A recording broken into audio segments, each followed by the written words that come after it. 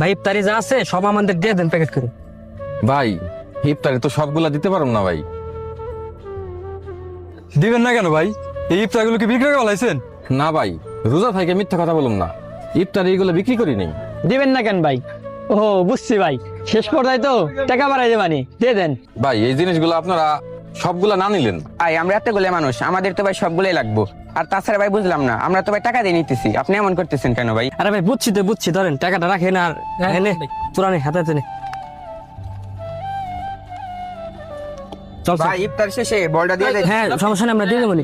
রাবি jug টক যাচ্ছে সব নিয়ে আস।